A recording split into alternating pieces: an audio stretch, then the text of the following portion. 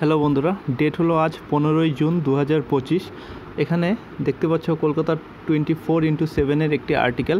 এখানে ভারতের ফরেক্স রিজার্ভ সম্পর্কে বলা হয়েছে। দেখো বন্ধুরা, আরবিআই প্রতি সপ্তাহে শুক্রবার করে ভারতের যে টোটাল ফরেক্স রিজার্ভ রয়েছে তার একটা ডেটা পাবলিশ করে। তো লাস্ট যে ডেটা পাবলিশ করেছে সেই রিপোর্ট অনুযায়ী এই মুহূর্তে ভারতের সঞ্চিত টোটাল ফরেক্স রিজার্ভের পরিমাণ মানে বৈদেশিক মুদ্রার পরিমাণ 696 বিলিয়ন মার্কিন ডলার মানে ইউএসডি। 696 বিলিয়ন ডলার রয়েছে ভারতের রিজার্ভ ব্যাংকের কাছে। তো এর আগে 2024 সালের সেপ্টেম্বর মাসে কিন্তু 705 বিলিয়ন ডলারে পৌঁছে গিয়েছিল এই ফরেক্স রিজার্ভের পরিমাণ। এখন এই যে যেটা হচ্ছে অল টাইম হাই, ঠিক আছে।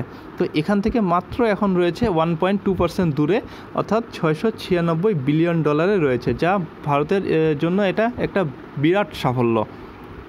এবার যদি দেখো একটু ডিটেলসে যে কোন কোন ক্ষেত্রে এই বৃদ্ধিটা হয়েছে, মানে কেন ভারতের ফরেক্স রিজার্ভ বেড়েছে কীভাবে। তো দেখো, মূল যে বৈদেশিক মুদ্রা মানে ইউএসডি, সেখানে কিন্তু 3.47 বিলিয়ন ডলার বেড়েছে এই সপ্তাহে।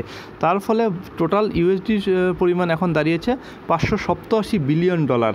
আর এর সাথে গোল্ডের পরিমাণও কিন্তু 1.5 বিলিয়ন ডলারের গোল্ডের পরিমাণ বেড়েছে, যার ফলে টোটাল গোল্ডের পরিমাণ এখন দাঁড়িয়েছে 86 বিলিয়ন ডলারে।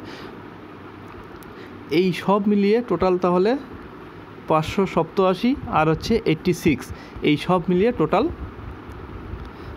এই মুহূর্তে ভারতের বৈদেশিক মুদ্রার ভাণ্ডার রয়েছে 696 বিলিয়ন ডলার। তো এই ছিল আজকের এই যে ফরেক্স রিজার্ভ আপডেট। যদি ভিডিওটি ইনফরমেটিভ মনে হয় তাহলে চ্যানেলটি অবশ্যই সাবস্ক্রাইব করে দিও।